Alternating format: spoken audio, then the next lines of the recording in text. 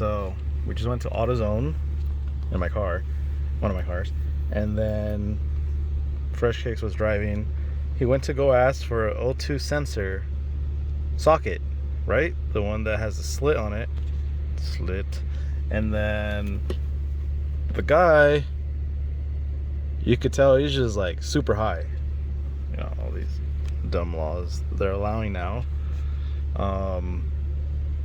He's high, and so we asked for the O2 sensor socket. He goes to the scanners, the OBD2 scanner. So Corey tells him no, the O2 sensor, and he's like, he turns around, he's like, and he grabs another scanner, and I tell him no, the O2 sensor socket. Like, I have to yell at him. He's like, oh, okay. So he fakes it. He goes on the computer.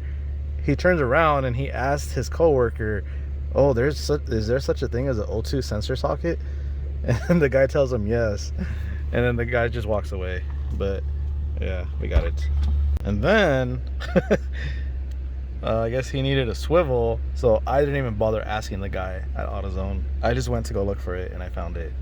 Freshhkiicks was mad. He was just like, why don't they have to like take a test or something to work there? And I told him they don't really. It's just an interview and that's it. Because I actually know how it works back there. Yeah.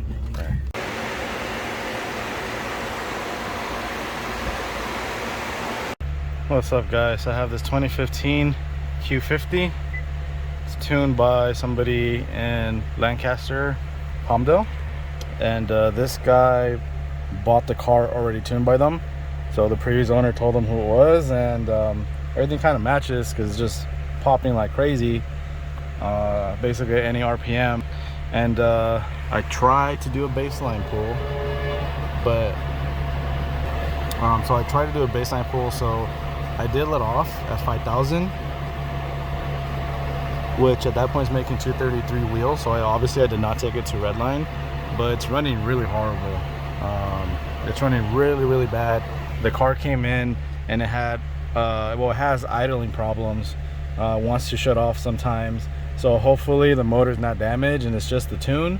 So we don't really know anything else about the car, just that it's tuned by that person in Lancaster, Palmdale. It was a street tune, and yeah, just like the 370, the purple one I fixed with the ECU issue. So I'm gonna get started on this, and hopefully nothing's wrong with the motor, and just have some short ram intakes, test pipes, exhaust, stock injectors, a 91. Oh, would you look at that? New line is the green one. That's my first tune file. It's already making 296 wheel and 253 torque. Look at the difference on the low end. It's running really bad. All right, and the idle is finally fixed. The idle is normal now. Let's do a pull.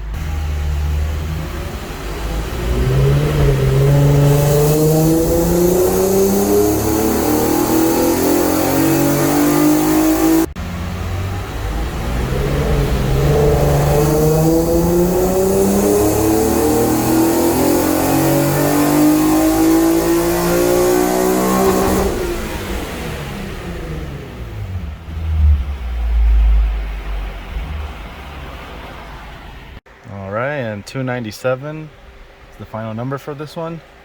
Idle is pretty much fixed, and yeah, so it just has to go on a test drive. And that's it for this one. How's it feel? Bro, super smooth. Yeah? Bro, it feels like a whole different car. That's crazy. Bro, thank you. What's up, guys? I have this 07 350Z. It's in for Diagnostics. So this is for George and the guys. They've been working on it for a few days, or the week, I'm not too sure exactly. And it just runs pretty lean on idle, so sometimes the motor shakes, but when you drive it's normal. So they checked some stuff, and they couldn't find anything. And you know, for example, like throttle bodies, they checked the injector. This is stock, no tune, and the injectors are fine, the harness is fine, the ECU is fine. I'm not sure if I said throttle, but they tried different throttle bodies. Obviously sometimes you could just do a throttle relearn, you know, then the Facebook stuff, like clean the mass sensors, you know, that obviously solves everything for some reason, but it doesn't. You guys just say it does.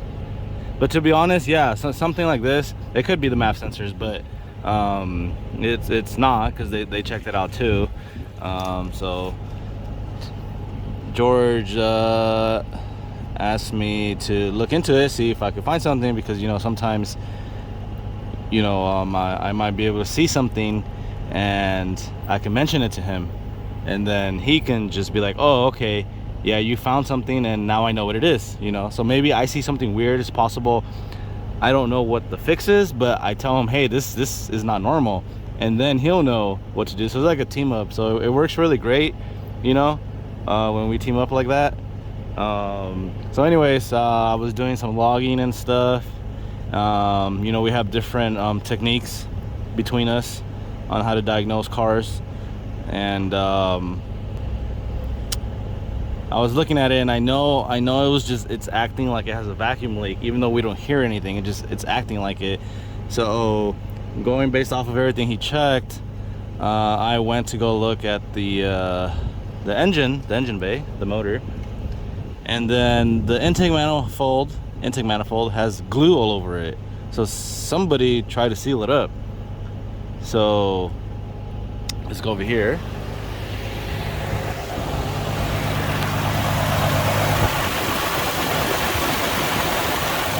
So I don't know why it's cracked from there. Only the previous owner would know, or I don't know if like they bought the car like this, you know, only they would know, or whoever did that. So anyways, I grabbed this right here. I just grabbed some the spray right here, and I sprayed it,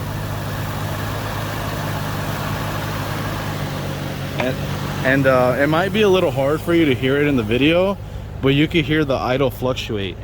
It wants to lower the idle, and it only does it when I spray it. So I could have it idling like this, let's say a minute. The idle is pretty steady. It's the idle's high because of the issue it has, but it's steady. It does not fluctuate. As soon as I spray it, the idle will fluctuate a little bit. The first time, see right now it's fluctuating because it's trying to you know, like burn off all the stuff I put in there, and then see it fixed itself for now. Yeah, so there were some other parts that also have that glue. Someone tried fixing something. Just get another manifold, man. Which is that's obviously what they're gonna do. So that is a problem. So they're gonna try out another manifold. Obviously this one is cracked, even though somebody tried to fix it, and hopefully that fixes it, because it's possible this would fix maybe half of the problem and now there's a problem somewhere else, or this is the complete problem.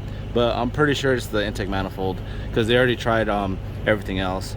So yep, just a good team right here. So maybe sometimes you know, George has like I said, George has a different technique, and I have a different technique for diagnostics.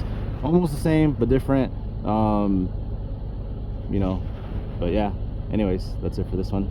This takes 10 amps, this thing takes 2 amps, so if you put it all together, make sure it's going to be less than 120 amps. So the alternator is going to be overloaded. You get it? If anything is 150 amps, then the alternator is going to be fucking hot on fire. Yeah. So with this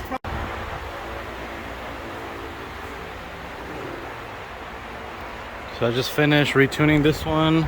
It was tuned on 91 before.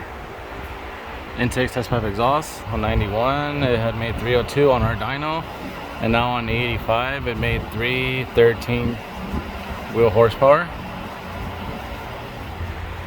And the owner is on his way to pick up the car, so gotta finish unloading it and then explaining everything to him. Hello. Alright, so I am programming his key fob because it doesn't work. He swapped out so many things, and he let his other chassis borrow other things from this one, and then, well, not works. I'm a master of eating Latinas. And then I'm gonna try and do this one so you can have a spare one, and we will see if it works. What's up, guys? I have this 2017 6-speed 370Z. I already did the baseline. I actually made 300 wheel with no tune. Very good. Mr. Tyler. So I think you watched my YouTube video or you just started watching them, I'm not too sure. This one has still in Gen 3 intakes, headers, it has the stock catalytic converters, and it has a aftermarket muffler. I forgot, but it's an OEM style. I think it starts with the C. I forgot the name. So we're gonna see what it does with the cats. At least the car's newer, so it's a 17, so it shouldn't really be an issue. But I already had a conversation about the future mods with him, and hopefully we get some power out of this. Alrighty, 311 wheel horsepower is what it made after the tune. This one is done. There's no extra maps because it has cats. And that's it for this one. Alright.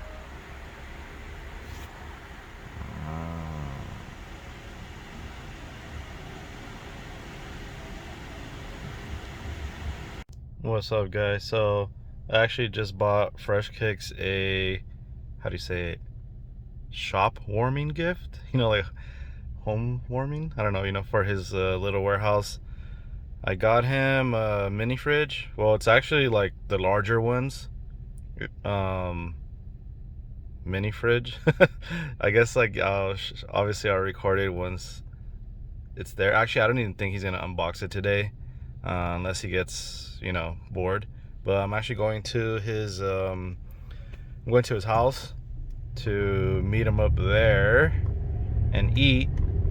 So he doesn't know that I got it for him. He just knows that I'm going over. So hopefully today we can take it to his shop. If not, then I don't know, whatever, it's up to him. But yeah, so hopefully he likes it. Alright guys, so the fridge fell off the truck. Just kidding. So unprofessional moaning.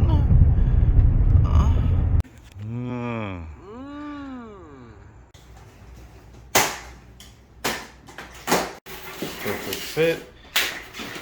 What's up, guys? Looks like we got a lot of key reprogramming and VIN stuff to do in these videos lately. So it's just stuff I didn't really include before and I didn't really post about it, but I thought I would just kind of start posting them because, you know, just people find it interesting, whatever you do.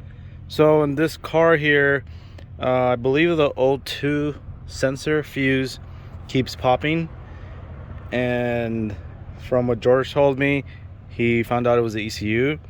So the customer purchased his own ECU.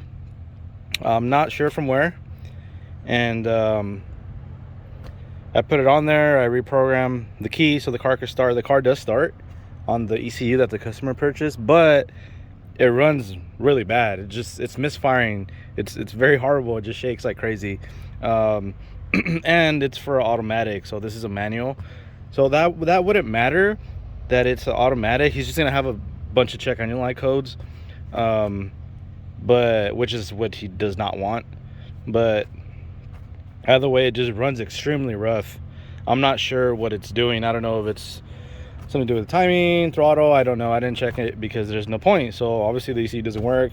I mean, it is an old ECU. Hopefully he could get his money back from wherever he got it from. So we do have one ECU here that I got for him. I already tested it before, and the car runs and it drives normal, and the fuse does not pop.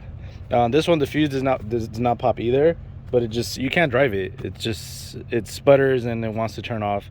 So hopefully he can get his money back. I believe he just barely purchased it, so might have some sort of warranty on it. But that's what I'm gonna do. I'm gonna put this ECU on there for him, and that one's already a manual. When I had the our ECU on there, it did not have a check engine light. You know, of course you have to drive it for a while to make sure, but this one already had a check engine light. Obvious reasons, it was automatic. But something's wrong in there, obviously, in the circuit board. Maybe it's corroded or something. I'm not too sure, but that's what I'm doing with this one.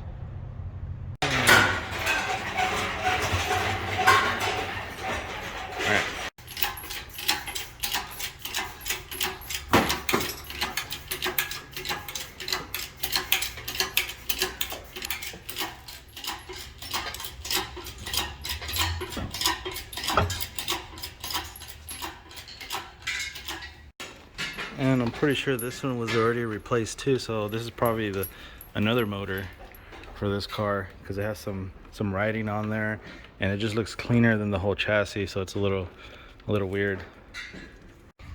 All right, guys, have this 07 G35 manual.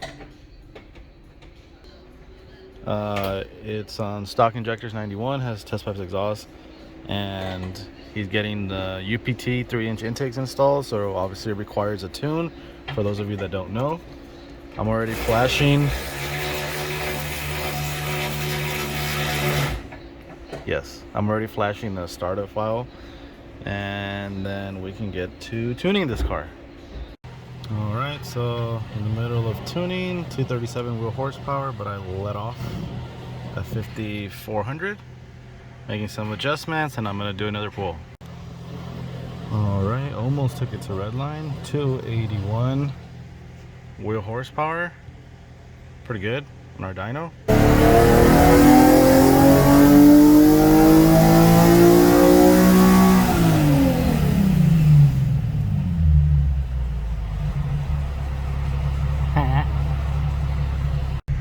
Alright, 370Z, colder intake, standard size, exhaust, 91, stock injectors.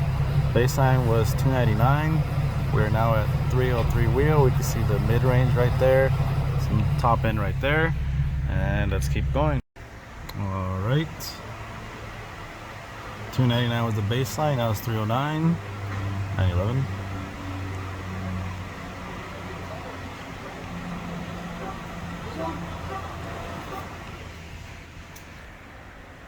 Nice Nismo.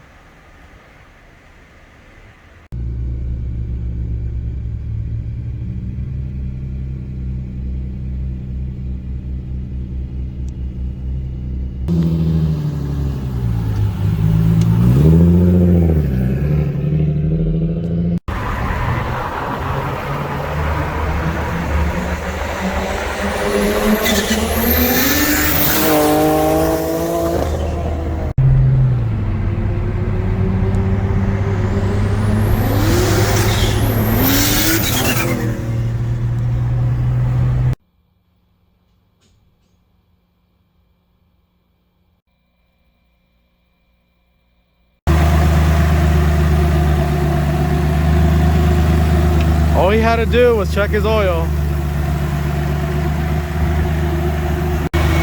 Sounds like a flute. It's on the back. You take this one off and then the noise will go away.